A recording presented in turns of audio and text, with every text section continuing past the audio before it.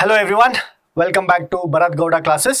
So ಈ ಒಂದು classes ನಲ್ಲಿ ನಾವು ಏನ್ ಮಾಡ್ತಾ ಇದ್ವಿ, ಇಂಗ್ಲಿಷ್ PYQs ಗಳನ್ನ ನಾವು ಅನಲೈಸ್ ಮಾಡ್ತಾ ಇದ್ವಿ. ಸೊ KEA ನಡೆಸಿದಂತಹ ವಿಲೇಜ್ ಅಕೌಂಟೆಂಟ್ ಎಕ್ಸಾಮಿನೇಷನ್ ಅಲ್ಲಿ ಇಂಗ್ಲಿಷ್ ಗ್ರಾಮರ್ ನಲ್ಲಿ ಬಂದಂತಹ ಪ್ರಶ್ನೆಗಳನ್ನ ನಾವು ನೋಡ್ಕೊಂತ ಹೋಗೋಣ, ಸಾಲ್ವ್ ಮಾಡೋಣ. ಮೊದಲನೇ ಪ್ರಶ್ನೆ ನೋಡಿ. ಈ ಮೊದಲನೇ ಪ್ರಶ್ನೆ ಯಾವ್ದ್ರ ಮೇಲಿದೆ ಅಂತ ಅಂದ್ರೆ, ಸಿಂಪಲ್ ಸೆಂಟೆನ್ಸ್ ಅನ್ನ ಕೊಟ್ಟು ಅದನ್ನ ಕಾಂಪೌಂಡ್ ಸೆಂಟೆನ್ಸ್ ಆಗಿ ಬದಲಾಯಿಸಿ ಅಂತ ಕೇಳ್ತಾ ಇದ್ದಾರೆ. ಸೊ ಸಿಂಪಲ್ ಸೆಂಟೆನ್ಸ್ ಇಂದ ನಾವು ಹೇಗೆ ಕಾಂಪೌಂಡ್ ಸೆಂಟೆನ್ಸ್ಗೆ ಬದಲಾಯಿಸಬೇಕು, ಟ್ರಾನ್ಸ್ಫರ್ಮೇಷನ್ ಆಫ್ ಸೆಂಟೆನ್ಸಸ್ ಅಂತ ಕರಿತೀವಿ ನಾವು ಈ ಒಂದು ಟಾಪಿಕ್ ಅನ್ನ. ಸೊ ಸಿಂಪಲ್ ಸೆಂಟೆನ್ಸ್ ಅಂತ ಅಂದ್ರೆ ಸರಳ ವಾಕ್ಯ. ನಾನು ಸೇಬನ್ನು ತಿಂದೆ. ಸೊ ನಾನು ಸೇಬನ್ನು ತಿಂದೆ, ಇದೊಂದು simple sentence. I eight an apple. ಯಾಕೆ ತಿಂದೆ? ಬಿಕಾಸ್ ಐ ವಾಸ್ ಹಂಗ್ರಿ. ನನ್ಗೆ ಹೊಟ್ಟೆ ಹಸಿತಾ ಇತ್ತು, ಆದ್ದರಿಂದ ನಾನು ಸೇಬನ್ನು ತಿಂದೆ. I was hungry, hence I eight apple. So ಎರಡು ಸರಳ ವಾಕ್ಯಗಳು, ಎರಡು ಸಿಂಪಲ್ ಸೆಂಟೆನ್ಸಸ್ ಇದೆ. I was hungry, I eight apple. So ಎರಡು ಸಿಂಪಲ್ ಸೆಂಟೆನ್ಸ್ ಅನ್ನ ಕೂಡಿಸ್ತೀವಿ, ನಾವು ಜಾಯಿನ್ ಮಾಡ್ತೀವಿ. ಆ ಜಾಯಿನ್ ಮಾಡಿದಾಗ ಆಗುವಂಥದ್ದು ಕಾಂಪೌಂಡ್ ಸೆಂಟೆನ್ಸ್. ಸೊ ಈಗ ನಾವು ಎರಡು ವಸ್ತುಗಳನ್ನ ಜಾಯಿನ್ ಮಾಡ್ಬೇಕಂದ್ರೆ ನಮ್ಮ ಹತ್ರ ಗಮ್ ಇರಬೇಕು ಅಥವಾ ಗ್ಲೂ ಇರಬೇಕು, ಹೌದಲ್ವಾ? ಅದೇ ರೀತಿ ಇಂಗ್ಲಿಷ್ ಭಾಷೆಯಲ್ಲಿ ಎರಡು ಸೆಂಟೆನ್ಸಸ್ ಗಳನ್ನ ಕೂಡ್ಸೋದಕ್ಕೆ we use something called as conjunctions. So conjunctions ಗಳನ್ನ ನಾವು ಬಳಸ್ತೀವಿ. ಎರಡು ಸಿಂಪಲ್ ಸೆಂಟೆನ್ಸಸ್ ಗಳನ್ನ ಜಾಯಿನ್ ಮಾಡಿ ಕಾಂಪೌಂಡ್ ಸೆಂಟೆನ್ಸ್ ಮಾಡೋದಕ್ಕೆ ನಾವು ಯೂಸ್ ಕಂಜಂಕ್ಷನ್ಸ್. ಸೊ ಇಲ್ಲಿ besides robbing the poor child, he also murdered her. So choose the correct compound sentence from the given simple sentences. So ಇದರಲ್ಲಿ ಯಾವುದು ಸರಿಯಾದ ಸಿಂಪಲ್ ಸೆಂಟೆನ್ಸ್ ಕಾಂಪೌಂಡ್ ಸೆಂಟೆನ್ಸ್ ಅಂತ ನಾವು ಕಂಡುಹಿಡಿಬೇಕು. ಸೊ ಈ rob the child, he murdered her. So ಇದು ಎರಡು simple ಪ್ರಶ್ನೆಗಳು. Okay, so besides robbing the poor child, he also murdered her ಅಂದ್ರೆ ಅರ್ಥ ಏನು? ಒಂದು ಬಡ ಹುಡುಗಿಯ ಬಳಿ ಕದಿಯದಲ್ದೆ ಅವಳನ್ನ ಸಾಯಿಸು ಬಿಟ್ಟ ಅಂತ. So he rob the child, he murdered her. ಇದು ಬಹಳ ವೇಗ ಆಗಿದೆ. ಇಲ್ಲಿ ಯಾವುದೇ ರೀತಿಯಾದಂತಹ ಕಂಜಂಕ್ಷನ್ಸ್ ಅನ್ನ ನಾವು ಬಳಸಿಲ್ಲ, ಹಾಗಾಗಿ ಇದು ತಪ್ಪಾಗುತ್ತೆ. He not only rob the poor child but also murdered her. Besides he murder the poor child, he also robbed her. ಇಲ್ಲಿ ನಾವು ಉಲ್ಟಾ ಮಾಡ್ತಾ ಇದೀವಿ. ಆಪ್ಷನ್ 3 ನೋಡಿ, ಇಲ್ಲಿ ನಾವು ಉಲ್ಟಾ ಮಾಡ್ತಾ ಇದೀವಿ, ಹಾಗಾಗಿ ಆಪ್ಷನ್ 3 ಕೂಡ ತಪ್ಪಾಗತ್ತೆ. ಹಾಗಾದ್ರೆ ಸರಿಯಾದ ಉತ್ತರ ಏನು? ಈ not only rob the poor child but also murdered. So ನೀವು ಸಿಂಪಲ್ ಸೆಂಟೆನ್ಸ್ ಇಂದ ಕಾಂಪೌಂಡ್ ಸೆಂಟೆನ್ಸ್ಗೆ ಬದಲಾಯಿಸಬೇಕಾದ್ರೆ ಒಂದೇ ಒಂದನ್ನ ತಲೆಯಲ್ಲಿ ಇಟ್ಕೊಳ್ಳಿ, ಈ ಒಂದು ಕಾಮ ಹೋಗುತ್ತೆ. ಸೊ ಇಲ್ಲಿ ಯಾವ ಸೆಂಟೆನ್ಸ್ ಅಲ್ಲಿ ಕಾಮ ಇರಲ್ಲ ನೋಡಿ, ಅದೇ ಸರಿಯಾದ ಉತ್ತರ ಆಗತ್ತೆ. ಬಟ್ ಇದು ಒಂದ್ ಸ್ವಲ್ಪ ವೇಗ್ ಮೆಥಡ್ ಅಂತ ಹೇಳ್ಬೋದು. ಈ ಕಾಮವನ್ನ ಎಲಿಮಿನೇಟ್ ಮಾಡ್ಕೊಂಡು ಮಾಡುವಂತಹ ಮೆಥಡ್. ಅದ್ ಬಿಟ್ರೆ ಇಲ್ಲಿ ಇರುವಂತಹ ಕಂಜಂಕ್ಷನ್ಸ್ ಗಳನ್ನ ನೀವು ಯೂಸ್ ಮಾಡ್ಬೋದು. Not only but also. So ಇದು ಕಂಜಂಕ್ಷನ್ಸ್ ಅಂತ ಕರಿತೀವಿ. Not only but also. So ಈ ರೀತಿ ಕಂಜಂಕ್ಷನ್ಸ್ ಗಳನ್ನ ನೀವು ಸರಿಯಾಗಿ ಅರ್ಥ ಮಾಡ್ಕೊಂಡ್ರೆ ನೀವು ಸಿಂಪಲ್ ಸೆಂಟೆನ್ಸ್ ಮತ್ತು ಕಾಂಪೌಂಡ್ ಸೆಂಟೆನ್ಸ್ ಅನ್ನ ಈಸಿಯಾಗಿ ಕನ್ವರ್ಟ್ ಮಾಡ್ಕೊಬಹುದು. ಓಕೆ, ಸೊ ಮುಂದಿನ ಪ್ರಶ್ನೆ ಹೋಗೋಣ. Match the following. ಇದು ಪ್ರಿಪೋಸಿಷನ್ಸ್ ಅಲ್ಲಿ ಕೇಳಿರುವಂತಹ ಪ್ರಶ್ನೆ. ಬರೀ ಪ್ರಿಪೋಸಿಷನ್ಸ್ ಅಲ್ಲ, ಫಿಕ್ಸ್ಡ್ ಪ್ರಿಪೋಸಿಷನ್ಸ್. ಫಿಕ್ಸ್ಡ್ ಪ್ರಿಪೋಸಿಷನ್ಸ್ ಅಂತ ಕರಿತೀವಿ ನಾವು ಇದನ್ನ. ಏನಂತ ಕರಿತೀವಿ? Fixed prepositions. ಫಾಂಡ್ ಜೊತೆಗೆ ಯಾವ ಒಂದು ಪ್ರಿಪೋಸಿಷನ್ ಯಾವಾಗ್ಲೂ ಫಿಕ್ಸ್ ಆಗಿರುತ್ತೆ? ಫಾಂಡ್ ಆಫ್ ಅಂತ. I am fond of music, I am fond of eating, I am fond of singing ಅಂದ್ರೆ ಅರ್ಥ ಏನು? ನನಗೆ ಸಿಂಗಿಂಗ್ ಮಾಡೋದ್ರಲ್ಲಿ, ಹಾಡಾಡೋದ್ರಲ್ಲಿ ಖುಷಿ ಸಿಗುತ್ತೆ, ಇಷ್ಟ. ಫಾಂಡ್ ಆಫ್ ಅಂದ್ರೆ ಏನು? ಇಷ್ಟ ಅಂತ ಅರ್ಥ. ಸೊ ಫಾಂಟ್ ಜೊತೆಗೆ ಏನ್ ಬರಬೇಕು? ಆಫ್ ಬರಬೇಕು. ಎಲ್ಲಿಗೆ ಬರಬೇಕು? 4ಗೆ ಬರಬೇಕು. A4 ಎಲ್ಲಿದೆ ನೋಡಿ? ಎರಡು ಆಪ್ಷನ್ಗಳಲ್ಲಿ A4 ಇದೆ, ಹಾಗಾಗಿ 1ನೇ ಆಪ್ಷನ್ 2ನೇ ಆಪ್ಷನ್ ತಪ್ಪಾಗತ್ತೆ. 3ನೇ ಆಪ್ಷನ್ ಅಲ್ಲಿ A4 ಇದೆ, 4ನೇ ಆಪ್ಷನ್ ಅಲ್ಲಿ ಕೂಡ A4 ಇದೆ. ಹಾಗಾದ್ರೆ ಬಿಗೇನು? Depend. I depend on you for KEA PYQ analysis. So depend on ಅಂತ ಬರುತ್ತೆ, ಅಂದ್ರೆ ಬೇರೆಯವರ ಮೇಲೆ ಅವಲಂಬಿತವಾಗಿದ್ದೇವೆ ಅಂತ ಅರ್ಥ. ಡಿಪೆಂಡ್ ಜೊತೆಗೆ ಯಾವ್ದು ಬರಬೇಕು? ಡಿಪೆಂಡ್ ಆನ್ ಬರಬೇಕು. ಸೊ ಬಿ ಜೊತೆಗೆ ಸರಿ ಹೊಂದದ್ ಯಾವುದು? ಆಪ್ಷನ್ 1. ಸೊ ಬಿ ಜೊತೆಗೆ 1 ಯಾವ ಆಪ್ಷನ್ ಅಲ್ಲಿ ಇದೆ ನೋಡಿ? ಬಿ ಜೊತೆಗೆ 1 ಒಂದೇ option, that is 4th option, that is your right answer. ಇದೇ ರೀತಿ ಫಿಕ್ಸ್ಡ್ ಪ್ರಿಪೋಸಿಷನ್ಸ್ ಅಂತ ಬಹಳಷ್ಟು ಇರ್ತವೆ, ಬಹಳಷ್ಟು ಫಿಕ್ಸ್ಡ್ ಪ್ರಿಪೋಸಿಷನ್ಸ್ಗಳು ಇರ್ತವೆ. Angry with, complaint to, fond of, depend on. ಈ ಒಂದು ಟೇಬಲ್ ಅನ್ನ ಡಿಸ್ಕ್ರಿಪ್ಷನ್ ಅಲ್ಲಿ ಇರುವಂತಹ ನನ್ನ ಟೆಲಿಗ್ರಾಮ್ ಚಾನಲ್ ಅಲ್ಲಿ ಕೂಡ ಅಪ್ಲೋಡ್ ಮಾಡಿರ್ತೀನಿ, ಫಿಕ್ಸ್ಡ್ ಪ್ರಿಪೋಸಿಷನ್ ಟೇಬಲ್ ಅನ್ನ. ಇದನ್ನ ಎಲ್ಲಾರು ನೋಡಿ, ಎಲ್ಲಾರು ಓದ್ಕೊಳ್ಳಿ, ಯಾಕಂದ್ರೆ ಆಲ್ರೆಡಿ ಕೇಳಿರುವಂತಹ ಪ್ರಶ್ನೆ, ಹಾಗಾಗಿ ಇದು HYT ಆಗತ್ತೆ ಫಿಕ್ಸ್ಡ್ ಪ್ರಿಪೋಸಿಷನ್ ಅನ್ನುವಂಥದ್ದು. ಸೊ ಮುಂದೆ ಬರುವಂತಹ ಎಕ್ಸಾಮಿನೇಷನ್ ಅಲ್ಲೂ ಕೇಳುವಂತಹ ಸಾಧ್ಯತೆಗಳು ಜಾಸ್ತಿ ಇರ್ತವೆ.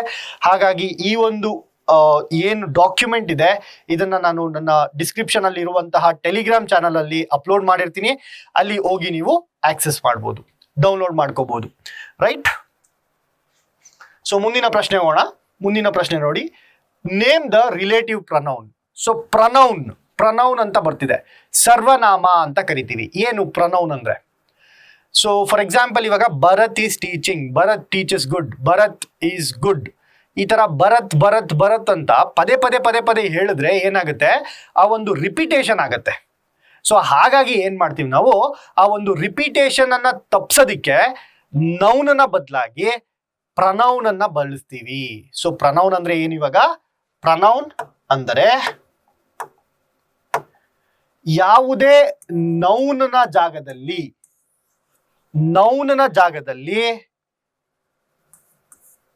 ಪ್ರನೌನ್ ಅನ್ನ ಬಳಸುವಂತಹ ಪದಕ್ಕೆ ನಾವು ಪ್ರನೌನ್ ಅಂತ ಕರಿತೀವಿ. ಸೊ ಒಂದು ನೌನ್ ಇರುತ್ತೆ, for example Bharath is tired, Bharath goes home, Bharath will lie on the bed, Bharath will sleep. So ಏನಾಗುತ್ತೆ, ಇಲ್ಲಿ ರಿಪಿಟೇಷನ್ ಆಗೋ ಬದಲು ಸ್ಟಾರ್ಟಿಂಗ್ ಅಲ್ಲಿ ಒಂದ್ಸರಿ ಭರತ್ ಅಂತೀನಿ, Bharath is tired, he goes to his home, he lies on bed, he sleeps. ಅಂದ್ರೆ ಭರತ್ ಭರತ್ ಭರತ್ ಅಂತ ಹೇಳೋ ಬದಲು ಅವನು ಅವನ ಮನೆಗೆ ಹೋಗುತ್ತಾನೆ, ಅಲ್ಲಿ ಅವನ ಬೆಡ್ ಮೇಲೆ ಮಲಗಿಕೊಳ್ಳುತ್ತಾನೆ, ಈ ರೀತಿ. ಸೊ ಭರತ್ ಬದಲು ನಾನು ಏನ್ ಯೂಸ್ ಮಾಡ್ತಾ ಇದ್ದೀನಿ? ಅವನು ಅಂತ ಯೂಸ್ ಮಾಡ್ತಾ ಇದ್ದೀನಿ. ಹಾಗಾಗಿ ಭರತ್ ಅನ್ನುವಂಥದ್ದು ನೌನ್ ಆಗತ್ತೆ. ಆ ಭರತ್ ಬದಲಾಗಿ ಯೂಸ್ ಮಾಡುವಂತಹ ಪದ ಅವನು, ಅವನ, ಅವರ, ಇಂತಹ ಪದಗಳನ್ನ ನಾವು ಸರ್ವನಾಮ ಅಂತೀವಿ. ಅದನ್ನೇ ಇಂಗ್ಲಿಷ್ ನಲ್ಲಿ ಪ್ರನೌನ್ ಅಂತ ಕರಿತೀವಿ. ಓಕೆ, ಸೊ ಇಲ್ಲಿ ಆ ಪ್ರನೌನ್ ಅಲ್ಲಿ ಬೇರೆ ವಿಧಗಳಿದಾವೆ. ಆ ಟೈಪ್ಸ್ ಆಫ್ ಪ್ರನೌನ್ಸ್ ಅಲ್ಲಿ ಒಂದು relative pronoun. So relative pronoun ಅಂದ್ರೆ ಏನು? ಐ ಅನ್ನುವಂಥದ್ದು ಏನು? ನಾನು ಯಾರು, ನನ್ನ ಬಗ್ಗೆ ನಾನು ಹೇಳ್ಕೊತಿದ್ದೀನಲ್ವಾ, I who am your king, ನಾನು ನಿಮ್ಮ ರಾಜ ಅಂತ ಹೇಳ್ತೀನಲ್ವಾ, ಅಲ್ಲಿ ಈ ಹೂ ಅನ್ನುವಂಥದ್ದು ಏನನ್ನ ತೋರಿಸ್ತಾ ಇದೆ? ಈ ಹೂ ಅನ್ನುವಂಥದ್ದು ಐಗೆ ವಾಪಸ್ ತೋರಿಸ್ತಾ ಇದೆ. ನಾನು ಯಾರು ನಿಮ್ಮೆಲ್ಲರ ರಾಜ. ಸೊ ನಾನು ಯಾರು ನಿಮ್ಮೆಲ್ಲರ ರಾಜ. ಇಲ್ಲಿ ಯಾರು ಅನ್ನುವಂಥದ್ದು ಯಾರಾಗತ್ತೆ? ಆ ಸೆಂಟೆನ್ಸ್ ಅನ್ನ ಸಬ್ಜೆಕ್ಟ್ ಆಗತ್ತೆ ಐ ಅನ್ನುವಂಥದ್ದು. ಸೊ ನಾನು ಅನ್ನೋದಕ್ಕೆ ವಾಪಸ್ ರಿಫ್ಲೆಕ್ಟ್ ಮಾಡ್ತಾ ಇರೋದಕ್ಕೆ ಇದನ್ನ ನಾವು ರಿಲೇಟಿವ್ ಪ್ರನೌನ್ ಅಂತ ಕರಿತೀವಿ. ಸೊ ಯಾವುದು ಇದರಲ್ಲಿ ರಿಲೇಟಿವ್ ಪ್ರನೌನ್? ಹೂ ಅನ್ನುವಂಥದ್ದು ರಿಲೇಟಿವ್ ಪ್ರನೌನ್ ಆಗುತ್ತೆ. ಓಕೆ, ಸೊ ಹೂ ಅನ್ನುವಂಥದ್ದು ರಿಲೇಟಿವ್ ಪ್ರನೌನ್ ಆಗುತ್ತೆ. ಓಕೆ, ಸೊ ಸಬ್ಜೆಕ್ಟ್ ಅಂದ್ರೆ ನಿಮ್ಮೆಲ್ಲರಿಗೂ ಗೊತ್ತಿರುತ್ತೆ, ನನ್ನ ಪ್ರೀವಿಯಸ್ ವಿಡಿಯೋದಲ್ಲೂ ಹೇಳ್ತಾ ಇರ್ತೀನಿ ಯಾವಾಗ್ಲೂ, ಒಂದು ಸೆಂಟೆನ್ಸ್ ಅಥವಾ ಒಂದು ವಾಕ್ಯ ಯಾರ ಬಗ್ಗೆ ಮಾತಾಡ್ತಾ ಇರುತ್ತೆ ಅಥವಾ ಯಾವುದರ ಬಗ್ಗೆ ಮಾತಾಡ್ತಾ ಇರುತ್ತೆ, ಅದು ನಮ್ಮ ಸಬ್ಜೆಕ್ಟ್ ಆಗುತ್ತೆ. ಈ ಒಂದು ಸೆಂಟೆನ್ಸ್ ಅಲ್ಲಿ ನೋಡಿ, I who am your king will lead you. ಯಾರ ಬಗ್ಗೆ ಮಾತಾಡ್ತಾ ಇದೆ ಇದು? ಈ ಒಂದು ವಾಕ್ಯ ನನ್ನ ಬಗ್ಗೆ ಮಾತಾಡ್ತಾ ಇದೆ, ಐ ಅನ್ನುವಂಥದ್ದು ಬಗ್ಗೆ. ಸೊ ಐ ಅನ್ನುವಂಥದ್ದೇನು? ಸಬ್ಜೆಕ್ಟ್. ಈ ಸಬ್ಜೆಕ್ಟ್ ಅನ್ನ ವಾಪಸ್ ತೋರಿಸುವಂಥದ್ದು ರಿಲೇಟಿವ್ ಪ್ರನೌನ್. ಹೂ ಅನ್ನುವಂಥದ್ದು ಯಾರನ್ನ ತೋರಿಸ್ತಾ ಇದೆ? ಐ ಅನ್ನ ತೋರಿಸ್ತಾ ಇದೆ, ಅಂದ್ರೆ ನನ್ನನ್ನ ತೋರಿಸ್ತಾ ಇದೆ. ಹಾಗಾಗಿ ಈ ವಾಕ್ಯದಲ್ಲಿ ರಿಲೇಟಿವ್ ಪ್ರೊನೌನ್ ಏನಾಗುತ್ತೆ, ಹೂ ಆಗುತ್ತೆ. ಸಿಂಪಲ್, ವೆರಿ ಸಿಂಪಲ್ ಅಲ್ವಾ? ಸೊ ನೆಕ್ಸ್ಟ್ ಪ್ರಶ್ನೆಗೆ ಹೋಗೋಣ. ಸೊ ನೆಕ್ಸ್ಟ್ ಪ್ರಶ್ನೆ ನೋಡಿ, choose the correct order of the parts. Jumbled sentences ಅಂತ ಕರಿತೀವಿ ನಾವು ಇದನ್ನ. ಸೊ ಇಲ್ಲಿ ಒಂದು ಪಾರ್ಟ್ಸ್ ಆಫ್ ಸ್ಪೀಚ್ ಗಳನ್ನ ಕೊಟ್ಬಿಟ್ಟು ಒಂದು ವಾಕ್ಯವನ್ನ ಡಿವೈಡ್ ಮಾಡಿದ್ದಾರೆ. ಎಷ್ಟು ಭಾಗಗಳಾಗಿ? 6 ಭಾಗಗಳಾಗಿ, ABCDEF ಅಂತ. ಸೊ ನಾವು ಇದನ್ನ ಕರೆಕ್ಟ್ ಆಗಿ ಒಂದು ಅರ್ಥ ಕೊಡುವಂತಹ ಪ್ಯಾರಾಗ್ರಾಫ್ ಅನ್ನ ಮಾಡಬೇಕಾಗುತ್ತೆ. ಸೊ ಇದು ಪ್ಯಾರಾಗ್ರಾಫ್ ಮಾಡೋದಕ್ಕೆ 2 ಮೆಥಡ್ ಇದೆ. ಒಂದು ಎಲ್ಲನೂ ಓದಿ ಆಮೇಲೆ ಯಾವ್ದು ಬರುತ್ತೆ ಮಿಕ್ಸ್ ಅಂಡ್ ಮ್ಯಾಚ್ ಮಾಡಿ ಪ್ರಾಬಬಿಲಿಟಿ, ಪರ್ಮ್ಯುಟೇಷನ್, ಕಾಂಬಿನೇಷನ್ ಎಲ್ಲ ಮಾಡುವಂಥದ್ದು. ಇಲ್ಲ ಇನ್ನೊಂದು ಸಿಂಪಲ್ ಮೆಥಡ್ ಏನಪ್ಪಾ ಅಂದ್ರೆ ಆಪ್ಷನ್ ಅನ್ನ ಸಬ್ಸ್ಟಿಟ್ಯೂಟ್ ಮಾಡುವಂಥದ್ದು. ಸೊ ನಾನು ಯಾವಾಗ್ಲೂ ಏನ್ ಮಾಡ್ತೀನಿ, ಆಪ್ಷನ್ಗಳನ್ನ ಸಬ್ಸ್ಟಿಟ್ಯೂಟ್ ಮಾಡ್ತೀನಿ. ಸೊ ಆಪ್ಷನ್ ಹೇಗೆ ಸಬ್ಸ್ಟಿಟ್ಯೂಟ್ ಮಾಡೋದು ಅಂತಂದ್ರೆ, ಸೊ ಫಸ್ಟ್ ಆಪ್ಷನ್ ಅಲ್ಲಿ ನೋಡಿ, ಫಸ್ಟ್ನೇ ವಾಕ್ಯ ಎಲ್ಲದರಲ್ಲೂ ಸಿ ಇದೆಯಾ? ಸೊ ಮೊದಲನೇ ವಾಕ್ಯ ಏನಾಗ್ಬೇಕು, ಸಿನೇ ಆಗ್ಬೇಕು. ಸೊ ಮೊದಲನೇ ವಾಕ್ಯ ಸಿನೇ ಆಗ್ಬೇಕಲ್ವಾ? Since man depends for his food. So ನಮ್ಗೆ ಸ್ಟಾರ್ಟಿಂಗ್ ವಾಕ್ಯ ಗೊತ್ತಾಯ್ತು, ಸಿನ್ಸ್ ಮ್ಯಾನ್ ಡಿಪೆಂಡ್ಸ್ ಫಾರ್ ಹಿಸ್ ಫುಡ್. ಹಾಗಾದ್ರೆ ಎರಡನೇ ಪಾರ್ಟ್ ಏನು? ಎರಡನೇ ಪಾರ್ಟ್ ಬೇಕಾದ್ರೂ ಕೂಡ ಆಪ್ಷನ್ ಅನ್ನ ನೋಡಿ. ಆಪ್ಷನ್ ಅಲ್ಲಿ ಎ ಇದೆ, ಡಿ ಇದೆ, ಇ ಇದೆ. ಫಸ್ಟ್ ಎ ನೋಡೋಣ. Since man depends for his food, it is of vital importance. ಯಾವ್ದು vital importance? Food vital importance ಅಂತೆ. ಹಾಗಾದ್ರೆ ಎ ಜೊತೆಗೆ ಇ ಹಾಕೋಣ. That none of this soils should be wasted. ಇಲ್ಲಿ ಸಾಯಿಲ್ ಬಗ್ಗೆ ಮಾತಾಡ್ತಾ ಇದೆ, ಇಲ್ಲಿ ಫುಡ್ ಬಗ್ಗೆ ಮಾತಾಡ್ತಾ ಇದ್ದಾರೆ. ಹೌದಾ? ಇಲ್ಲಿ ಒಂದು ಇಂಟರ್ ಕನೆಕ್ಷನ್ ಅನ್ನ, ಒಂದು ಲಿಂಕ್ ಅನ್ನ, ಒಂದು ಚೈನ್ ಅನ್ನ ಹುಡುಕ್ಬೇಕು. ಹಾಗಾದ್ರೆ since man depends for his food, it is of vital importance ಅನ್ನುವಂಥದ್ದು ತಪ್ಪಾಗುತ್ತೆ. ಯಾಕಂದ್ರೆ ಒಂದು ಚೈನ್ ಮಿಸ್ ಆಗಿದೆ. ಸಾಯಿಲ್ಗೂ ಮತ್ತೆ ಫುಡ್ಗೂ ಇರುವಂತಹ ಚೈನು ಮಿಸ್ ಆಗಿದೆ. ಹಾಗಾಗಿ ಎ ಎರಡನೇ ಆಪ್ಷನ್ ಬರಕ್ಕಾಗಲ್ಲ, ಎರಡನೇ ಸೆಕೆಂಡ್ ಪಾರ್ಟ್ ಆಗಿ ಬರಕ್ಕಾಗಲ್ಲ. ಹಾಗಾಗಿ 2 ಆಪ್ಷನ್ ಎಲಿಮಿನೇಟ್ ಆಯ್ತು. ಇವಾಗ ಡಿ ಮತ್ತು ಇ. ಡಿ ಮತ್ತು ಇ ಅಲ್ಲಿ ನೋಡಿ, since man depends for his food upon articles. So C ಜೊತೆಗೆ ಡಿ ನೋಡಿ, ಇದನ್ನ ನೋಡ್ತಾ ಇದ್ದೀನಿ ನಾನು. ಡಿ ಆದ್ಮೇಲೆ ಯಾವ್ದು ಬರುತ್ತೆ? ಎಫ್ ಬರುತ್ತೆ. Since man depends for his food upon articles produced from the earth's layers of fertile soil. ಏನ್ ಹೇಳ್ತಾ ಇದಾರೆ? ಮನುಷ್ಯ ತನ್ನ ಆಹಾರಕ್ಕಾಗಿ ಯಾವುದರ ಮೇಲೆ ಡಿಪೆಂಡ್ ಆಗಿರ್ತಾನೆ? Depend upon articles produced from the earth's layer of fertile soil. ಇಲ್ಲೊಂದು ಚೈನ್ ಸಿಗ್ತಾ ನಿಮ್ಗೆ. ಫುಡ್ ಮೇಲೆ, ಆಹಾರದ ಮೇಲೆ ಡಿಪೆಂಡ್ ಆಗಿರ್ತಾನೆ. ಯಾವ್ದ್ರ ಮೇಲೆ? ಪದಾರ್ಥಗಳ ಮೇಲೆ. ಯಾವ ಪದಾರ್ಥಗಳು? ಯಾವುದು ಮೇಲ್ಪದರದ್ದು, ಅರ್ತ್ ಲೇಯರ್ನ ಮೇಲ್ಪದರದ ಫರ್ಟೈಲ್ ಸಾಯಿಲ್ ಅಲ್ಲಿ ಬೆಳಿತೀವಲ್ವಾ, ಅಂತಹ ಪದಾರ್ಥದಲ್ಲಿ, ಅಂತಹ ಪದಾರ್ಥಗಳ ಮೇಲೆ ಡಿಪೆಂಡ್ ಆಗಿರ್ತಾನೆ ಮನುಷ್ಯ. ಹಾಗಾಗಿ ಸಿ ಆದ್ಮೇಲೆ ಡಿ ಬರಬೇಕು, ಡಿ ಆದ್ಮೇಲೆ ಏನ್ ಬರಬೇಕು? ಎಫ್ ಬರಬೇಕು. ಇರೋದು ಒಂದೇ ಆಪ್ಷನ್. ಇಷ್ಟು ಸಾಕು ನಿಮ್ಗೆ, ಆಯ್ತಾ? ನಿಮ್ಗೆ ಆನ್ಸರ್ ಬಂದ್ರೆ ಸಾಕಲ್ವಾ? Option 3 is your right answer. ಇನ್ ಮಿಕ್ಕಿದ್ದು ನೀವು ಓದಿಲ್ಲ ಅಂದ್ರೂ ಪರವಾಗಿಲ್ಲ, ತಲೆ ಕೆಡ್ಸ್ಕೋಬೇಡಿ, ಕರೆಕ್ಟೇ ಇರುತ್ತೆ. ಸೊ ಯಾವಾಗ್ಲೂ ಆ ಒಂದು ಚೈನ್ ಅನ್ನ ಕನೆಕ್ಟ್ ಮಾಡ್ಕೊಳ್ಳಿ. Okay? So since man depends for his food upon, depends ಜೊತೆಗೆ ಅವಾಗ್ಲೇ ಹೇಳ್ದೆ ಅಲ್ವಾ, ಫಿಕ್ಸ್ಡ್ ಪ್ರೊಪೋಸಿಷನ್, ಡಿಪೆಂಡ್ಸ್ ಆನ್ ಬರಬೇಕು. ಆನ್ ಬದಲು ಅಪಾನ್ ಬಂದ್ರು ನಡೆಯುತ್ತೆ. ಸೊ ಡಿಪೆಂಡ್ಸ್ ಆದ್ಮೇಲೆ ಏನ್ ಬರಬೇಕು? ಅಪಾನ್ ಬರಬೇಕು. ಯಾವ ವಾಕ್ಯದಲ್ಲಿ ಅಪಾನ್ ಇದೆ ಅದು ನಿಮ್ಮ ಸೆಕೆಂಡ್ ಪಾರ್ಟ್ ಆಗಿರುತ್ತೆ. ಸಿ ಆದ್ಮೇಲೆ ಡಿ ಬರಬೇಕು ಅಂತ ಗೊತ್ತಾದ್ರೆ 2 ಆಪ್ಷನ್ ಎಲಿಮಿನೇಟೆಡ್. ಸಿ ಡಿ ಆಯ್ತು. ಎಫ್ ಬರ್ಬೇಕಾ, ಎ ಬರ್ಬೇಕಾ? ಇದನ್ನ ಚೂಸ್ ಮಾಡಿದ್ರೆ ನಿಮ್ಗೆ ಈ ಎಫ್ ಬರಬೇಕು ಅಂತ ಗೊತ್ತಾಗುತ್ತೆ. ಹಾಗಾಗಿ ಇದು ನಿಮ್ಮ 3ನೇ ವಾಕ್ಯ. ಸೊ ನಿಮ್ಗೆ ಆನ್ಸರ್ ಈಸಿಯಾಗಿ ಸಿಗುತ್ತೆ. ಮುಂದಿನ ಪ್ರಶ್ನೆ ಹೋಗೋಣ. Fill in the blanks. The receptionist dash the information desk was both smart dash polite. ಇದು ಯಾವ್ದಕ್ಕೆ ಸೇರುವಂತದ್ದಂದ್ರೆ, ಇಲ್ಲಿ ನಿಮ್ಗೆ ಪ್ರಿಪೋಸಿಷನ್ಸ್ ಬರಬೇಕು. ಸೊ ಯಾವ ರೀತಿ KEA ದವರು ಮಾಡ್ತಾ ಇದ್ದಾರೆ ಅಂತ ಅಂದ್ರೆ, ಇದು KEA ನಡೆಸಿದಂತಹ ವಿಲೇಜ್ ಅಕೌಂಟೆಂಟ್ ಪೇಪರ್ ಇದು. ಸೊ ಯಾವ ರೀತಿ ಮಾಡ್ತಾ ಇದ್ದಾರೆ ಅಂದ್ರೆ, 2 ಕಾನ್ಸೆಪ್ಟ್ ಗಳನ್ನ ಕಂಬೈನ್ ಮಾಡಿ ಒಂದು ಪ್ರಶ್ನೆಯಾಗಿ ಕೊಡ್ತಾ ಇದ್ದಾರೆ. ಹಾಗಾದ್ರೆ ಒಂದು ಡ್ಯಾಶ್ ಅಲ್ಲಿ ಒಂದು ಪ್ರಿಪೋಸಿಷನ್ ಬರಬೇಕು, ಇನ್ನೊಂದು ಡ್ಯಾಶ್ ಅಲ್ಲಿ ನಿಮ್ಗೆ ಕಂಜಂಕ್ಷನ್ ಬರಬೇಕು. ಸೊ ಅವಾಗಲೇ ಕಂಜಂಕ್ಷನ್ ಬಗ್ಗೆ ಹೇಳ್ದೆ ಅಲ್ವಾ, ಇಂಗ್ಲಿಷ್ ವಾಕ್ಯದ ಗ್ಲೂ ಅಂತಾನೆ ಹೇಳ್ಬೋದು, ಅಥವಾ ಗಮ್ ಅಂತ ಹೇಳ್ಬೋದು ಕಂಜಂಕ್ಷನ್ ಅನ್ನ. The receptionist dash the information desk. So ಇದನ್ನ ನಾವು ಕನ್ನಡಕ್ಕೆ ಅನುವಾದ ಮಾಡಿದಾಗ ಏನಂತ ಬರುತ್ತೆ? ದ ರಿಸೆಪ್ಷನಿಸ್ಟು, ಎಲ್ಲಿರುವಂತಹ ರಿಸೆಪ್ಷನಿಸ್ಟು? ಇನ್ಫಾರ್ಮೇಶನ್ ಡೆಸ್ಕ್ ಹತ್ತಿರ ಇರುವಂತಹ ರಿಸೆಪ್ಷನಿಸ್ಟ್ ಅಂತ ಕರಿತೀವಿ ನಾವು, ಅಂತ ಹೇಳ್ತೀವಿ ನಾವು. ಸೊ ನಿಮ್ಗೆ ಏನಾದ್ರೂ ಮಾಹಿತಿ ಬೇಕಂತ ಅಂದ್ರೆ ಇನ್ಫಾರ್ಮೇಶನ್ ಡೆಸ್ಕ್ ಹತ್ತಿರ ಇರುವಂತಹ ರಿಸೆಪ್ಷನಿಸ್ಟ್ ಬಳಿ ಹೋಗಿ ಅಂತ ಹೇಳ್ತೀವಲ್ವಾ. ಸೊ ಇನ್ಫಾರ್ಮೇಶನ್ ಡೆಸ್ಕ್ ಹತ್ತಿರ. ಸೊ ಹತ್ತಿರ ಅನ್ನುವಂಥದ್ದಕ್ಕೆ ಯಾವ ಪ್ರಿಪೋಸಿಷನ್ ಅನ್ನ ಯೂಸ್ ಮಾಡಬೇಕು? ಅಟ್ ಅನ್ನುವಂತಹ ಪ್ರಿಪೋಸಿಷನ್ ಯೂಸ್ ಮಾಡಬೇಕು. ಅಟ್. ಸೊ ಎರಡು ಎಲಿಮಿನೇಷನ್, ಫಸ್ಟ್ ಆಪ್ಷನ್ ಮತ್ತೆ ಸೆಕೆಂಡ್ ಡಿ ಆಪ್ಷನ್ ಎಲಿಮಿನೇಟ್ ಆಯ್ತು. ಫಸ್ಟ್ ಆಪ್ಷನ್ ಮತ್ತೆ ಫೋರ್ತ್ ಆಪ್ಷನ್ ಎಲಿಮಿನೇಟ್ ಆಯ್ತು. ಇನ್ ಯಾಕೆ ಬರಲ್ಲ sir? The receptionist in the information desk ಅಂದ್ರೆ ಟೇಬಲ್ ಒಳಗಡೆ ಕೂತಿರ್ತಾರಾ? ಇಲ್ಲ, ಟೇಬಲ್ ಮುಂದೆಗಡೆ ಕೂತಿರ್ತಾರೆ. ಟೇಬಲ್ ಇನ್ ಅಂದ್ರೆ ಏನು? ಒಳಗೆ. ಇನ್ ಅಂದ್ರೆ ಒಳಗೆ. I am in the room.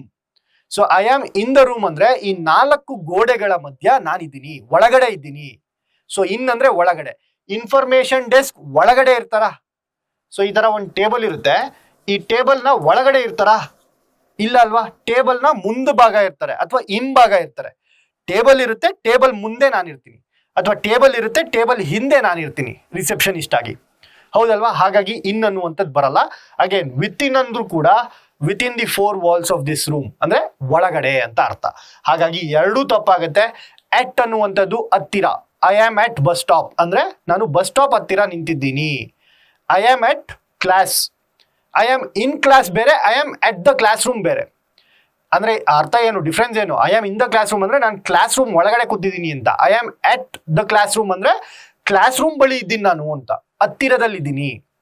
ಇದು ಅಟ್ ಮತ್ತೆ ಇನ್ಗೆ ಇರುವಂತಹ ಡಿಫ್ರೆನ್ಸು ಪ್ರಿಪೋಸಿಷನ್ ಅಲ್ಲಿ. ಹಾಗಾಗಿ ಇಲ್ಲಿ ಅಟ್ ಬರುತ್ತೆ. ಅದಾದ್ಮೇಲೆ the receptionist at the information desk was both.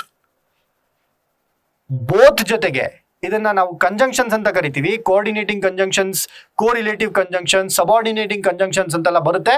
So ಅದೆಲ್ಲ ಟೆಕ್ನಿಕ್ಯಾಲಿಟೀಸ್ ನೀವೇನು ತಲೆ ಕೆಡ್ಸ್ಕೋಬೇಡಿ. ಬೋತ್ ಬಂದ್ರೆ ಎರಡು ವಸ್ತುಗಳ ಬಗ್ಗೆ ಮಾತಾಡ್ತಾ ಇರ್ತೀವಿ. ಬೋತ್ ಅಂದ್ರೆ ಏನು? ಎರಡು. ಎರಡರಲ್ಲೂ. ಯಾವ ಎರಡರಲ್ಲೂ? ಟೀಚಿಂಗ್ ಅಲ್ಲೂ ಕೂಡ ಮತ್ತು ಸಿಂಗಿಂಗ್ ಅಲ್ಲೂ ಕೂಡ. ಸೊ ಎರಡರಲ್ಲೂ, ಸಿಂಗಿಂಗ್ ಮತ್ತು ಟೀಚಿಂಗ್ ಎರಡರಲ್ಲೂ ಕೂಡ ಅಂತೀವಿ ಕನ್ನಡದಲ್ಲಿ. ಟೀಚಿಂಗ್ ಮತ್ತು ಸಿಂಗಿಂಗ್. ಮತ್ತು ಅಂದ್ರೆ ಇಂಗ್ಲಿಷ್ ನಲ್ಲಿ ಏನಂತೀವಿ? ಎರಡರಲ್ಲೂ ಅಂತ ಬಳಸಿದಾಗ ಮತ್ತು ಅನ್ನುವಂಥದ್ದು ಬರಲೇಬೇಕು. ಕನ್ನಡದಲ್ಲಿ ಮಾತಾಡ್ಬೇಕಾದ್ರೆ, ಇಂಗ್ಲಿಷ್ ನಲ್ಲಿ ಮಾತಾಡ್ಬೇಕಾದ್ರೆ, ಇಂಗ್ಲಿಷ್ ಸೆಂಟೆನ್ಸ್ ಅಲ್ಲಿ ಯಾವಾಗ ನಾವು ಬೋತ್ ಅಂತ ಯೂಸ್ ಮಾಡ್ತೀವಿ, ಬೋತ್ ಜೊತೆಗೆ ಯಾವಾಗ್ಲೂ ಸಹ ಅಂಡ್ ಅನ್ನ ಯೂಸ್ ಮಾಡಬೇಕು. Both smart and polite. So ಎಲ್ಲಿದೆ? Both smart and polite. So ಒಂದೇ ಆಪ್ಷನ್, ಆಪ್ಷನ್ 3 ಆಯ್ತಾ. ಒಂದ್ ವೇಳೆ ನಿಮ್ಗೆ ಪ್ರಿಪೋಸಿಷನ್ ಗೊತ್ತಿಲ್ಲ ಅಂದ್ರೂ ಕಂಜಂಕ್ಷನ್ಸ್ ಗೊತ್ತಿದ್ರೆ, ಕಂಜಂಕ್ಷನ್ ಅಲ್ಲಿ ಏನಾಗುತ್ತೆ? ಬೋತ್ ಜೊತೆಗೆ ಯಾವಾಗ್ಲೂ ಹೆಂಡ್ ಬರುತ್ತೆ. ಸೊ ಇದೇ ತರ ಇನ್ನಷ್ಟು ಇದಾವೆ. ನೀದರ್, ನಾರ್. ನೀದರ್ ಜೊತೆಗೆ ನಾವು ಯಾವಾಗ್ಲೂ ಯಾವ್ದನ್ನ ಬಳಸ್ಬೇಕು? ನಾರ್ ಬರ್ಬೇಕು. ಅದೇ ರೀತಿ ಲೆಸ್ಟ್ ಜೊತೆಗೆ ಯಾವ್ದು ಬರ್ಬೇಕು? ಶುಡ್ ಬರ್ಬೇಕು. ಈದರ್ ಜೊತೆಗೆ ಯಾವ್ದು ಬರ್ಬೇಕು?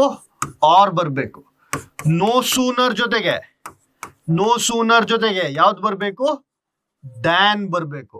ಹಾರ್ಡ್ಲಿ ಅಂತ ಬಂತು ಅಂದ್ರೆ, ಹಾರ್ಡ್ಲಿ ಅಂತ ಬಂತು ಅಂದ್ರೆ ವೆನ್ ಬರ್ಬೇಕು. ಸೊ ಇದೆಲ್ಲವನ್ನ ನಾವು ಕಂಜಂಕ್ಷನ್ಸ್ ಅಂತ ಕರಿತೀವಿ. ಸೊ ಕಂಜಂಕ್ಷನ್ ಪೇರ್ಸ್ಗಳು ಅಂತ ಕರಿತೀವಿ.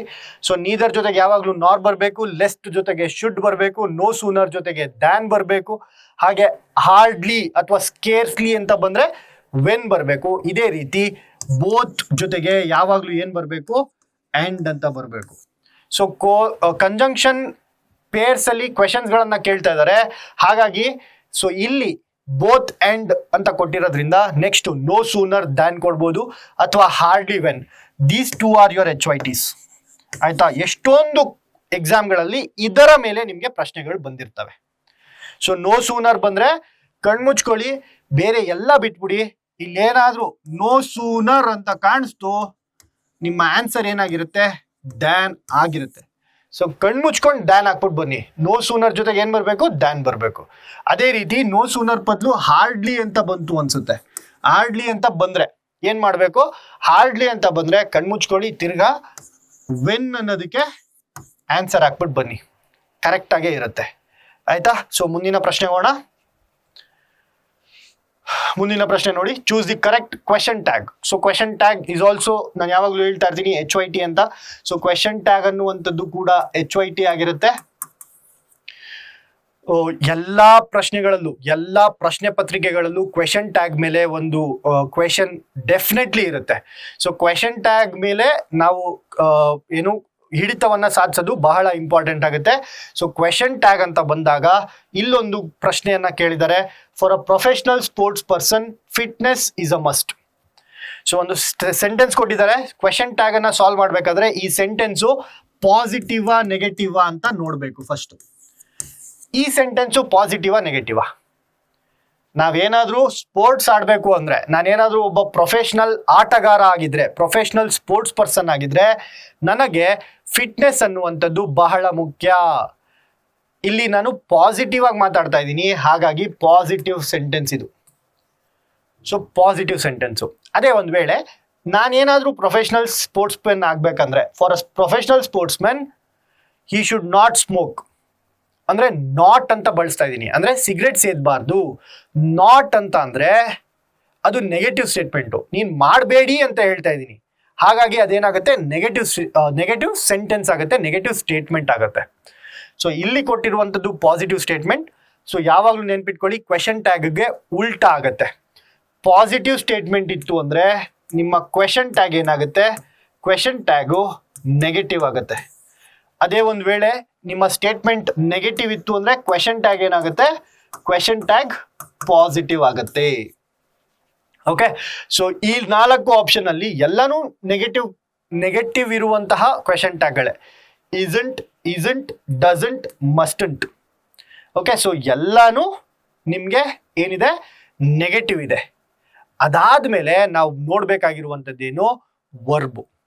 ಆಯ್ತಾ? For a professional sports man fitness is a must. ಇಲ್ಲಿ ಈಸ್ ಅನ್ನುವಂಥದ್ದು ಕ್ವೆಶನ್ ಟ್ಯಾಗ್ ಹೋದ್ರೆ ಇಲ್ಲಿ ಪಾಸಿಟಿವ್ ಇರೋದು, ಕ್ವೆಶನ್ ಟ್ಯಾಗ್ ಅಲ್ಲಿ ಏನಾಗುತ್ತೆ, ನೆಗೆಟಿವ್ ಆಗುತ್ತೆ. ಅಂದ್ರೆ ಈಸ್ ನಾಟ್ ಆಗುತ್ತೆ. ಸೊ ಬರೀ ಈಸ್ ನಾಟ್ ಆಗಲ್ಲ, ಈಸ್ ನಾಟ್ ಅನ್ನುವಂಥದ್ದನ್ನ ಕಾಂಟ್ರಾಕ್ಟ್ ಮಾಡ್ತೀವಿ, ಅಂದ್ರೆ ಕಡಿಮೆ ಮಾಡಿ ಬರಿತೀವಿ. ಕಡಿಮೆ ಮಾಡಿದಾಗ ಇದನ್ನ ಈಸ್ ನಾಟ್ ಅನ್ನುವಂಥದ್ದು isn't ಆಗುತ್ತೆ. ಈಸ್ ನಾಟ್ ಅನ್ನುವಂಥದ್ದು isn't ಆಗುತ್ತೆ. ಸೊ isn't ಅನ್ನುವಂಥದ್ದು ಆಪ್ಷನ್ ಎಲ್ಲಿದೆ ನೋಡಿ, isn't. ಸೊ 2 ಆಪ್ಷನ್ ಹೋಯ್ತು. ಹಾಗಾದ್ರೆ ಸರಿ, ಹಿ ಬರ್ಬೇಕಾ, ಇಟ್ ಬರ್ಬೇಕಾ? ಅಕಸ್ಮಾತ್ ಏನಾದ್ರೂ ಈ ಶುಡ್ ಬಿ ಫಿಟ್ ಅಂತ ಅಂದಿದ್ರೆ, ಅಲ್ಲಿ isn't ಈ ಬಂದಿರ್ತಿತ್ತು. ಕರೆಕ್ಟ್ ಆಗಿ ಕೇಳಿಸ್ಕೊಳ್ಳಿ, for a professional sports person fitness is a must. ಇಲ್ಲಿ ನೋಡಿ, ಫಿಟ್ನೆಸ್ ಇಸ್ ಅ ಮಸ್ಟ್. ಯಾರ ಬಗ್ಗೆ ಮಾತಾಡ್ತಾ ಇದ್ದೀನಿ ನಾನು, ಯಾವುದರ ಬಗ್ಗೆ ಮಾತಾಡ್ತಾ ಇದ್ದೀನಿ ನಾನು? ಫಿಟ್ನೆಸ್ ಬಗ್ಗೆ ಮಾತಾಡ್ತಾ ಇದ್ದೀನಿ. ಫಿಟ್ನೆಸ್ ಅನ್ನುವಂಥದ್ದು ಪರ್ಸನ್ನ ಅಥವಾ ಒಂದು ಭಾವನೆಯನ್ನ. ಫಿಟ್ನೆಸ್ ಅನ್ನುವಂಥದ್ದು ಒಂದು ಐಡಿಯಾ, ಇಟ್ ಈಸ್ ಅ ಏನು ಹಾಬಿ. ಫಿಟ್ನೆಸ್, ನಾನು ಫಿಟ್ ಆಗಿರುವಂಥದ್ದು, ಫಿಟ್ನೆಸ್ ಅನ್ನುವಂಥದ್ದು ಪರ್ಸನ್ ಅಲ್ಲ. ಹಾಗಾಗಿ ಫಿಟ್ನೆಸ್ ಅನ್ನುವಂಥದ್ದು ಪರ್ಸನ್ ಅಲ್ಲದೆ ಇರೋದ್ರಿಂದ ಇಲ್ಲಿ ಹಿ ಬರಲ್ಲ, ತಪ್ಪಾಗುತ್ತೆ. isn't it ಅನ್ನುವಂಥದ್ದು ಸರಿಯಾಗತ್ತೆ. ಇದೇ ಪ್ರಶ್ನೆಗೆ ನಾನೇನಾದ್ರೂ ಪರ್ಸನ್, ಸೊ ಇದೇ ಪ್ರಶ್ನೆಗೆ the person should be fit, ಇದಕ್ಕೆ ಯಾವ ಕ್ವೆಶನ್ ಟ್ಯಾಗ್ ಬರುತ್ತೆ ಅಂದಿದೆ? For a professional sports person the person should be fit ಅಂತ ಬಂದಿದ್ರೆ ಪ್ರಶ್ನೆ, ಅವಾಗ ಇಲ್ಲಿ ನೋಡಿ ಶುಡ್ ಇದೆ. Should positive, negative question tag ಅಂತ ಅಂದ್ರೆ ಶುಡ್ ನಾಟ್ ಬರಬೇಕು. ಏನ್ ಬರಬೇಕು? Should not. ಈ ಶುಡ್ ನಾಟ್ ಅನ್ನ ಕಾಂಟ್ರಾಕ್ಟ್ ಮಾಡ್ತೀನಿ, ಕಡಿಮೆ ಮಾಡಿದಾಗ ಶುಡಂಟ್ ಅಂತ ಬರುತ್ತೆ. ಶುಡ್ ನಾಟ್ ಅನ್ನುವಂಥದ್ದನ್ನ ಕಂಪ್ರೆಸ್ ಮಾಡಿದಾಗ ಶುಡಂಟ್ ಬರುತ್ತೆ. ಇಲ್ಲಿ ಮಾತಾಡ್ತಾ ಇರೋದು ಫಿಟ್ನೆಸ್ ಬಗ್ಗೆ ಅಲ್ಲ, ಪರ್ಸನ್ ಬಗ್ಗೆ. The person should be fit. So person ಅನ್ನುವಂಥದ್ದು ಇಲ್ಲಿ ಸಬ್ಜೆಕ್ಟ್ ಆಗುತ್ತೆ. ಸೊ ಈ ಸಬ್ಜೆಕ್ಟ್ಗೆ ಪ್ರನೌನ್, ಸರ್ವನಾಮ ಏನಾಗುತ್ತೆ? ಶುಡಂಟ್ ಹಿ. ಇದು ಕ್ವೆಶನ್ ಟ್ಯಾಗ್ ಆಗುತ್ತೆ. ಅರ್ಥ ಆಯ್ತಾ ಕ್ವೆಶನ್ ಟ್ಯಾಗ್ಗಳನ್ನ ಹೇಗೆ ಫ್ರೇಮ್ ಮಾಡೋದಂತ? ಸೊ ಈ ರೀತಿಯಾಗಿ ಕ್ವೆಶನ್ ಟ್ಯಾಗ್ ಅನ್ನ ಅನಲೈಸ್ ಮಾಡಿದ್ರೆ ಬಹಳ ಈಸಿಯಾಗಿ ನೀವು ಆನ್ಸರ್ ಅನ್ನ ಮಾಡ್ಬೋದು. ಸೊ ನೆಕ್ಸ್ಟ್ ಪ್ರಶ್ನೆ ನೋಡೋಣ. Change to the reported speech. Direct speech ಇಂದ ಇಂಡೈರೆಕ್ಟ್ ಸ್ಪೀಚ್ಗೆ ಕನ್ವರ್ಟ್ ಮಾಡಿ ಅಂತ ಕೇಳ್ತಾ ಇರುವಂತಹ ಪ್ರಶ್ನೆ. ಅಗೇನ್ ಟ್ರಾನ್ಸ್ಫಾರ್ಮೇಶನ್ ಆಫ್ ಸೆಂಟೆನ್ಸಸ್ ಅಲ್ಲಿ. So transformation of sentence is very important. Active ಇಂದ ಪ್ಯಾಸಿವ್ಗೆ, ಪ್ಯಾಸಿವ್ ಇಂದ ಆಕ್ಟಿವ್ಗೆ, ಅಥವಾ ಡೈರೆಕ್ಟ್ ಸ್ಪೀಚ್ ಇಂದ ರಿಪೋರ್ಟೆಡ್ ಸ್ಪೀಚ್ಗೆ ಅಥವಾ ಇಂಡೈರೆಕ್ಟ್ ಸ್ಪೀಚ್ಗೆ, ಅಥವಾ ಇಂಡೈರೆಕ್ಟ್ ಸ್ಪೀಚ್ ಇಂದ ಡೈರೆಕ್ಟ್ ಸ್ಪೀಚ್ಗೆ ಕೇಳ್ತಾರೆ. ಸಿಂಪಲ್ ಸೆಂಟೆನ್ಸ್ ಇಂದ ಕಾಂಪೌಂಡ್ ಸೆಂಟೆನ್ಸ್ ಮಾಡೋದು ಹೇಗೆ, ಕಾಂಪೌಂಡ್ ಸೆಂಟೆನ್ಸ್ ಇಂದ ಸಿಂಪಲ್ ಸೆಂಟೆನ್ಸ್ ಮಾಡೋದು ಹೇಗೆ ಅಂತ ಅದನ್ನ ಕೇಳ್ತಾರೆ. ಸೊ ಇದೆಲ್ಲ ಬಹಳ ಮುಖ್ಯವಾದಂತಹ ಟಾಪಿಕ್ಗಳು. Okay. So Ramu said my classmate wrote a letter to the minister. So ಹೇಗೆ ಕನ್ವರ್ಟ್ ಮಾಡೋದಂತ ಅಂದ್ರೆ ಫಸ್ಟ್ ಸ್ಟೆಪ್ ಬೈ ಸ್ಟೆಪ್ ಹೋಗಿ. ರಾಮು ಸೆಡ್ ಅನ್ನುವಂಥದ್ದು ಹಂಗೆ ಇರುತ್ತೆ, ರಾಮು ಸೆಡ್ ಅನ್ನುವಂಥದ್ದು ಹಂಗೆ ಇರುತ್ತೆ. ಕನ್ವರ್ಟ್ ಮಾಡಿದಾಗ ಕಾಮ ಹೋಗುತ್ತೆ, ಜೊತೆಗೆ ಇಲ್ಲಿರುವಂತಹ ಕೊಟೇಶನ್ ಮಾರ್ಕ್ ಕೂಡ ಹೋಗುತ್ತೆ. ರಾಮು ಸೆಡ್ ಇವೆರಡರ ಬದಲಾಗಿ ಏನ್ ಬರುತ್ತೆ, that. Ramu said that. So Ramu said that, Ramu said that, Ramu said that. ಒಂದು ಆಪ್ಷನ್ ಎಲಿಮಿನೇಟ್. ಓಕೆ. ಆಮೇಲೆ ಮೈ ಅನ್ನುವಂಥದ್ದು. ಸೊ ನನ್ನ ಕ್ಲಾಸ್ಮೇಟ್ ಅಂತ ಇರೋದು ಯಾರ ಕ್ಲಾಸ್ಮೇಟು, ರಾಮುವಿನ ಕ್ಲಾಸ್ಮೇಟು. ಸೊ ರಾಮುವಿನ ಕ್ಲಾಸ್ಮೇಟ್ ಅಂತ ಡೈರೆಕ್ಟ್ ಸ್ಪೀಚ್ ಅಲ್ಲಿ ಬಂದಾಗ, ಇಂಡೈರೆಕ್ಟ್ ಸ್ಪೀಚ್ ಅಲ್ಲಿ ಈಗ ರಾಮು ಹೇಳ್ತಾನೆ ನನಗೆ ನನ್ನ ಕ್ಲಾಸ್ಮೇಟು ಮಿನಿಸ್ಟರ್ಗೆ ಲೆಟರ್ ಬರ್ದ ಅಂತ, ನಾನು ಹೋಗ್ಬಿಟ್ಟು ಇನ್ನೊಬ್ಬನ್ಗೆ ಹೇಳ್ತೀನಿ ಅದನ್ನ. ರಾಮು ಹೇಳ್ದ, ಅವನ್ ಕ್ಲಾಸ್ಮೇಟ್ ಯಾರೋ ಒಬ್ಬ, ಸೊ ಅವನ ಅಂತ ಬಳಸ್ತೀನಲ್ವಾ. ಅವನ ಅಂದ್ರೆ ಇಂಗ್ಲಿಷ್ ನಲ್ಲಿ ಹಿಸ್. ಸೊ ಮೈ ಏನಾಗಿ ಚೇಂಜ್ ಆಗುತ್ತೆ, ಹಿಸ್ ಆಗಿ ಚೇಂಜ್ ಆಗುತ್ತೆ. Ramu said that, his. So my ಅನ್ನುವಂಥದ್ದು ತಪ್ಪು. ಎರಡನೇ ಆಪ್ಷನ್ ಕೂಡ eliminated. Ramu said that his classmate wrote ಅನ್ನುವಂಥದ್ದು, ರೋಟ್ ಅನ್ನುವಂಥದ್ದು ಏನಾಗುತ್ತೆ, ಹ್ಯಾಡ್ ರಿಟರ್ನ್ ಆಗುತ್ತೆ. ಯಾಕೆ, ಬಿಕಾಸ್ ಇದು ಪಾಸ್ಟ್ ಟೆನ್ಸ್ ಇರೋದ್ರಿಂದ. ಸೊ ಇದೆಲ್ಲ ತಲೆ ಕೆಡ್ಸ್ಕೋಬೇಡಿ. ಪಾಸ್ಟ್ ಟೆನ್ಸು ಯಾವ ತರ ಚೇಂಜ್ ಆಗುತ್ತೆ, ಪಾಸ್ಟ್ ಪರ್ಫೆಕ್ಟ್ಗೆ ಚೇಂಜ್ ಆಗುತ್ತೆ. ಪಾಸ್ಟ್ ಟೆನ್ಸ್ ಇರುವಂಥದ್ದು ಪಾಸ್ಟ್ ಪರ್ಫೆಕ್ಟ್ಗೆ ಚೇಂಜ್ ಆಗುತ್ತೆ. ಸರ್ ರೋಟ್ ಇತ್ತಾ, ಆಲ್ರೆಡಿ ಪಾಸ್ಟ್ ಟೆನ್ಸ್ ಅಲ್ಲಿ ಇತ್ತಾ, ನೀವು ಹ್ಯಾಡ್ ಅಥವಾ ಹ್ಯಾವ್ ಅನ್ನ ಬಳಸಬೇಕು. ಆಯ್ತಾ, ಇದೊಂದನ್ನು ನೆನ್ಪಿಟ್ಕೊಳ್ಳಿ. ಆಲ್ರೆಡಿ ಪಾಸ್ಟ್ ಟೆನ್ಸ್ ಅಲ್ಲಿ ಇರುವಂತದ್ದಕ್ಕೆ ನಾವು ಹ್ಯಾಡ್ ಅಥವಾ ಹ್ಯಾವ್ ಅನ್ನ ಬಳಸ್ತೀವಿ. ಓಕೆ. ಹ್ಯಾಡ್ ರಿಟರ್ನ್, ಇಲ್ಲಿ ವಾಸ್ ರೈಟಿಂಗ್, ಇದು ರೈಟಿಂಗ್ ಅನ್ನುವಂಥದ್ದು ಇವಾಗ ಬರಿತಾ ಇದ್ದಾನೆ ಅಂತ ಹೇಳ್ತಾ ಇದ್ದಾರಾ. ಸೊ ವಾಸ್ ರೈಟಿಂಗ್ ಅಂತ ಅಂದ್ರೆ ಅವಾಗ ಬರಿತಾ ಇದ್ದ ಅಂತ ಹೇಳ್ತಾ ಇದಾರೆ ಇಲ್ಲಿ, ಇಲ್ಲ ಆಲ್ರೆಡಿ ಬರ್ದ್ಬಿಟ್ಟಿದ್ದಾನೆ. ಹಾಗಾಗಿ ಆಪ್ಷನ್ 3 ಕೂಡ ತಪ್ಪು. ಆಪ್ಷನ್ 1 ಸರಿಯಾದ ಉತ್ತರ ಆಗುತ್ತೆ. ಆಲ್ರೆಡಿ ಬರ್ದ್ಬಿಟ್ಟಿದ್ದಾನೆ ಅವನು. ವಾಸ್ ರೈಟಿಂಗ್ ಅಂದ್ರೆ ಅವಾಗ ಬರಿತಾ ಇದ್ದ ಅಂತ. ರಾಮು ನನ್ಗೆ ಹಂಗೆ ಹೇಳಿಲ್ಲ. ರಾಮು ಬಂದ್ಬಿಟ್ಟು ನನ್ಗೆ ನನ್ನ ಫ್ರೆಂಡ್ ಒಬ್ಬ ಲೆಟರ್ ಬರ್ದ್ಬಿಟ್ಟ ಅಂತ, ಮಿನಿಸ್ಟರ್ಗೆ ಲೆಟರ್ ಬರ್ದ್ಬಿಟ್ಟ ಅಂತ ಹೇಳ್ತಾ ಇರೋದು. ನಾನು ಹೋಗ್ಬಿಟ್ಟು ಇನ್ನೊಬ್ಬನ ಹತ್ರ ರಾಮುನ ಫ್ರೆಂಡು ಮಿನಿಸ್ಟರ್ ಲೆಟರ್ ಬರೀತಾ ಇದ್ದಂತೆ ಅಂತ ಹೇಳ್ತೀನ, ಇಲ್ಲ ಲೆಟರ್ ಬರ್ದ್ಬಿಟ್ಟಿದಾನಂತೆ ಅಂತ ಹೇಳ್ತೀನಿ ಅಲ್ವಾ. ಹಾಗಾಗಿ ವಾಸ್ ರೈಟಿಂಗ್ ಅನ್ನುವಂಥದ್ದು ತಪ್ಪಾಗುತ್ತೆ, ಹ್ಯಾಡ್ ರಿಟರ್ನ್ ಅನ್ನುವಂಥದ್ದು ಕರೆಕ್ಟ್ ಆಗುತ್ತೆ. Option 1 is your right answer. So ಮುಂದಿನ ಪ್ರಶ್ನೆ ಹೋಗೋಣ. ಮುಂದಿನ ಪ್ರಶ್ನೆ ನೋಡಿ, choose the appropriate prefix. Again miscellaneous topics ಅಲ್ಲಿ ಬರುವಂಥದ್ದು ಪ್ರಿಫಿಕ್ಸ್ಗಳು, ಸಫಿಕ್ಸ್ಗಳು, ಹಾಗೆ ಕನ್ಫ್ಯೂಸಿಂಗ್ ವರ್ಡ್ಸ್ಗಳು ಇವೆಲ್ಲ ಬರುತ್ತೆ. ಯಾವ್ದ್ರಲ್ಲಿ, ಮಿಸಲೇನಿಯಸ್ ಟಾಪಿಕ್ಸ್ ಅಥವಾ ವೊಕ್ಯಾಬ್ಯುಲರಿಗೂ ಸಂಬಂಧಪಡುವಂಥದ್ದು. It is very difficult to, ಇಲ್ಲೇನೋ PDF ಅಲ್ಲಿ ಇದಾಗಿದೆ, ಜಸ್ಟ್ ಅ ಮಿನಿಟ್. ಇದು difficult, it is very difficult to dash stand the onslaught of terrorist attack. So ಇಲ್ಲಿ ನೋಡಿ, ಈ ಸ್ಟ್ಯಾಂಡ್ ಅನ್ನುವಂಥದ್ದು ಬೇರೆ ಬೇರೆ ಪ್ರಿಫಿಕ್ಸ್ಗಳಲ್ಲಿ ಬೇರೆ ಬೇರೆ ಅರ್ಥವನ್ನ ಕೊಡುತ್ತೆ. ಒಂದು ವೇಳೆ ಅಂಡರ್ಸ್ಟ್ಯಾಂಡ್ ಅಂದ್ರೆ ಅರ್ಥ ಮಾಡ್ಕೊಳ್ಳೋದು. ವಿತ್ ಸ್ಟ್ಯಾಂಡ್ ಅಂದ್ರೆ ತಡ್ಕೊಳ್ಳುವಂಥದ್ದು. ಅನ್ಸ್ಟ್ಯಾಂಡ್ ಅನ್ನುವಂಥದ್ದು, ಅನ್ಸ್ಟ್ಯಾಂಡ್ ಅಂತ ಏನೂ ಇಲ್ಲ. ಸೊ ಹಾಗಾಗಿ ಆಪ್ಷನ್ 3 ಎಲಿಮಿನೇಟ್ ಮಾಡ್ಬೋದು. ಇಂಟರ್ಸ್ಟ್ಯಾಂಡ್ ಕೂಡ ಏನೂ ಇಲ್ಲ, ಈ ತರ ಒಂದು ಪದವನ್ನ ನಾವು ಬಳಸಲ್ಲ. ಇಂಟರ್ಸ್ಟ್ಯಾಂಡ್ ಕೂಡ ತಪ್ಪಾಗುತ್ತೆ. Understand, withstand. It is very difficult to understand the onslaught of terrorist attack. It is very difficult to withstand the onslaught of terrorist attack. ಯಾವ್ದು ಸರಿಯಾದ ಉತ್ತರ ಇದಕ್ಕೆ? ಒಂದು ಟೆರರಿಸ್ಟ್ ಅಟ್ಯಾಕ್ ಆದಾಗ ಆ ಟೆರರಿಸ್ಟ್ ಅಟ್ಯಾಕ್ ಎಷ್ಟು ಸಿವಿಯರ್ ಆಗಿರುತ್ತೆ ಅಂದ್ರೆ ಅದನ್ನ ನಮ್ಗೆ ತಡ್ಕೊಳಕ್ಕಾಗಲ್ಲ. It is very difficult to withstand ಅನ್ನುವಂಥದ್ದು ಸರಿಯಾಗುತ್ತೆ. ಆಪ್ಷನ್ 2 ಸರಿಯಾದ ಉತ್ತರ ಅಂತ ಹೇಳ್ಬೋದು. ಹಾಗೆ it is very difficult to understand the onslaught of terrorist attack. Okay, onslaught ಅಂದ್ರೆ ಏನು? ಕಮೆಂಟ್ ಮಾಡಿ. ಆನ್ ಸ್ಲಾಟ್ ಅಂದ್ರೆ what is the meaning of onslaught ಅನ್ನುವಂಥದ್ದನ್ನ ಕಮೆಂಟ್ ಮಾಡಿ. ಸೊ ಅಂಡರ್ಸ್ಟ್ಯಾಂಡ್ ಕೂಡ ಒಂದರ ಮಟ್ಟಿಗೆ ಸರಿ ಅಂತಾನೆ ಅನ್ಸುತ್ತೆ, ಬಟ್ ಇದರಲ್ಲಿ 2 ಆಪ್ಷನ್ಗಳು ಸರಿ ಅಂತ ಅನ್ಸುತ್ತೆ. ಐ ಥಿಂಕ್ ಕೀ ಆನ್ಸರ್ ಅಲ್ಲಿ ಫಸ್ಟ್ ಅಂಡರ್ಸ್ಟ್ಯಾಂಡ್ ಅಂತ ಕೊಟ್ಟಿದ್ರು, ಆಮೇಲೆ ರಿವೈಸ್ ಮಾಡಿ ವಿತ್ ಸ್ಟ್ಯಾಂಡ್ ಅಂತ ಕೊಟ್ಟಿದ್ರು. ಓಕೆ, ಸೊ 2 ಕೂಡ ಸರಿಯಾದ ಉತ್ತರನೇ. So it can be 1 or 2, both. Fill in the blanks. ಇದನ್ನ ನಾವು ಕ್ಲೋಸ್ ಟೆಸ್ಟ್ ಅಂತೀವಿ, ಅಥವಾ ಫಿಲ್ ಇನ್ ದ ಬ್ಲಾಂಕ್ಸ್ ಅಂತ ಸಿಂಪಲ್ ಆಗಿ ಅಂತೀವಿ. A dash big hue and cry, the airport was finally opened. So ಏನಾಗ್ತಿದೆ? Because a big hue and cry. See ನೋಡಿ, again fixed preposition ಅನ್ನ ಓದಿದ್ರೆ ಬಿಕಾಸ್ ಜೊತೆಗೆ ಯಾವಾಗ್ಲೂ ಆಫ್ ಅನ್ನೋದು ಬರಬೇಕು. Because of big hue and cry ಅಂತ ಇಲ್ಲಿ ಎ ಇದೆ, ಹಾಗಾಗಿ ಬಿಕಾಸ್ ಎ ಅಂತ ಬರಲ್ಲ, ಬಿಕಾಸ್ ಆಫ್ ಅಂತ ಬರಬೇಕು. ಹಾಗಾಗಿ ಬಿಕಾಸ್ ತಪ್ಪು.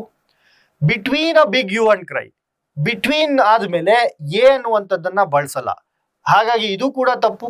Between big hue and cry, between dash and dash ಅಂತ ಇದ್ದಿದ್ರೆ ಓಕೆ, ಬಿಟ್ವೀನ್ ಬರ್ತಿತ್ತೇನೋ, ಬಟ್ ಬಿಟ್ವೀನ್ ಎ ಅಂತ ಇರೋದ್ರಿಂದ ಬಿಟ್ವೀನ್ ಕೂಡ ಬರಲ್ಲ. ಓಕೆ, ಬಿಟ್ವೀನ್ ಆದ್ಮೇಲೆ ಎ ಅನ್ನ ಬಳಸಲ್ಲ ನಾವು. Toward a big hue and cry, again grammatically ತುಂಬಾ ತಪ್ಪಂತ ಅನ್ಸುತ್ತೆ. ಟುವರ್ಡ್ ಅಂತ ಬರಲ್ಲ, ಅದನ್ನ ನಾವು ಯಾವಾಗಲೂ ಟುವರ್ಡ್ಸ್ ಅಂತ ಬಳಸ್ತೀವಿ, but towards a big hue and cry ಅನ್ನುವಂಥದ್ದು ತಪ್ಪು. ಅಮಿಡ್ ಅಂದ್ರೆ ಮಧ್ಯದಲ್ಲಿ. A big hue and cry ಅಂತ. A big hue and cry ಅಂದ್ರೆ ಏನು? It is an idiom. Okay, so ನೋಡಿ, ಪ್ರಶ್ನೆಗಳನ್ನ ಸಾಲ್ವ್ ಮಾಡ್ಬೇಕಾದ್ರೆ, ಅನಲೈಸ್ ಮಾಡ್ಬೇಕಾದ್ರೆ ಪ್ರಶ್ನೆಯಲ್ಲಿ ಬಂದಿರುವಂತಹ ಇಡಿಯಮ್ಸ್ ಗಳನ್ನ ಓದ್ಕೊಳ್ಳೋದು ಬಹಳ ಇಂಪಾರ್ಟೆಂಟ್ ಆಗುತ್ತೆ. A big hue and cry ಅಂದ್ರೆ ಏನು? ಗಲಾಟಿಗಳು, ಗದ್ದಲ.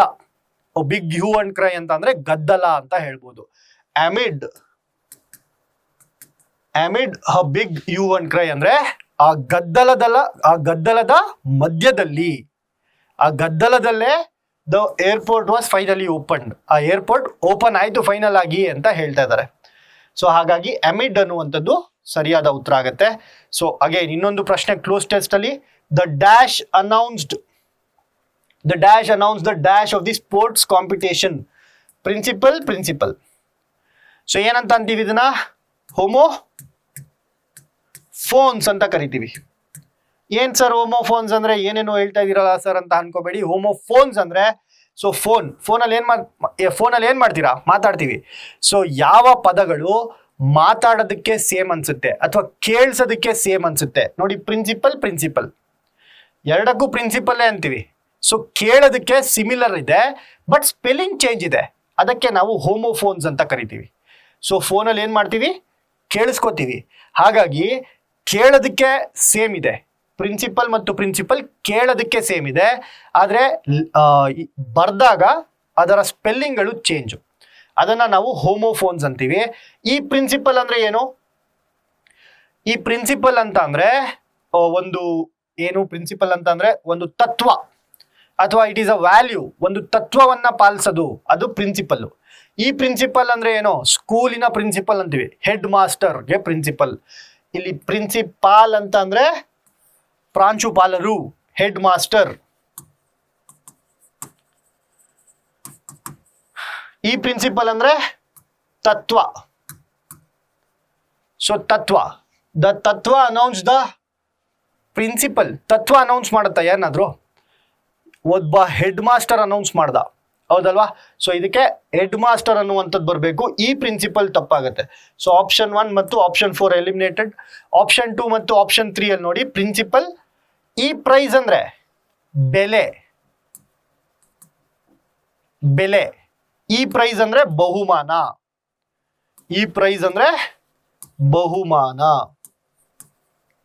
ಸೊ ಕ್ಯಾಬುಲರಿಗೆ ಸೇರುವಂತಹ ಪ್ರಶ್ನೆಗಳಿವೆಲ್ಲ. ಸೊ ಇಲ್ಲಿ ದ ಪ್ರಿನ್ಸಿಪಲ್ ಅಂದ್ರೆ ಹೆಡ್ ಮಾಸ್ಟ್ರು.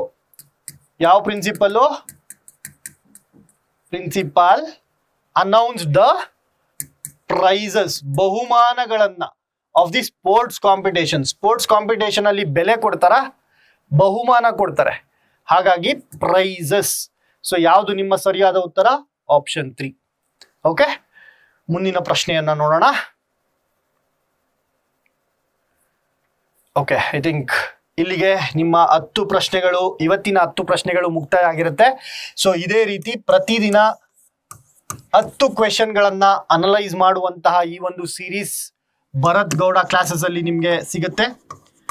ಸೊ ಎಲ್ಲರೂ ಯಾರೆಲ್ಲ ಈ ಒಂದು ವಿಡಿಯೋವನ್ನ ಇಲ್ಲಿವರೆಗೂ ನೋಡಿದ್ರಿ ತುಂಬಾ ಥ್ಯಾಂಕ್ಸ್. ಹಾಗೆ ನಾನು ಯಾವಾಗಲೂ ಹೇಳ್ತಿರ್ತೀನಿ, ವಿದ್ಯೆ ಅನ್ನುವಂಥದ್ದು ಶೇರ್ ಮಾಡಿದಷ್ಟು ಜಾಸ್ತಿ ಆಗುವಂಥದ್ದು. ಹಾಗಾಗಿ ಯಾರೆಲ್ಲ ನಿಮ್ಮ ಫ್ರೆಂಡ್ಸ್ ಆಗಿರ್ಬೋದು ಅಥವಾ ಫ್ಯಾಮಿಲಿಯಲ್ಲಾಗಿರ್ಬೋದು, ಯಾರೆಲ್ಲ ಕಾಂಪಿಟೇಟಿವ್ ಎಕ್ಸಾಮ್ಸ್ಗೆ ಪ್ರಿಪೇರ್ ಆಗ್ತಾ ಇರ್ತಾರೆ, SSC ಆಗಿರ್ಬೋದು, KPSC ಆಗಿರ್ಬೋದು, KPSC ಅಲ್ಲಿ ಗ್ರೂಪ್ ಸಿ ಎಕ್ಸಾಮ್ಸ್ ಆಗಿರ್ಬೋದು, KE ಅಲ್ಲಿ ಗ್ರೂಪ್ ಸಿ ಎಕ್ಸಾಮ್ಸ್ ಆಗಿರ್ಬೋದು, ಇವಾಗ ಇನ್ನೇನು ವಿಲೇಜ್ ಅಕೌಂಟೆಂಟ್ ನೋಟಿಫಿಕೇಶನ್ ಆಲ್ರೆಡಿ ಆಗಿದೆ. ಅಕ್ಟೋಬರ್ 4ನೇ ತಾರೀಕು ನಿಮಗೆ ಎಕ್ಸಾಮ್ ಇರುತ್ತೆ. ಯಾರೆಲ್ಲ ಪ್ರಿಪೇರ್ ಆಗ್ತಾ ಇರ್ತಾರೆ ಅವರಿಗೆಲ್ಲ ಶೇರ್ ಮಾಡಿ ಅಂತ ಹೇಳ್ತಾ ನೆಕ್ಸ್ಟ್ ಕ್ಲಾಸಲ್ಲಿ ಸಿಗೋಣ. ಅಲ್ಲಿವರೆಗೂ have a nice day and take care.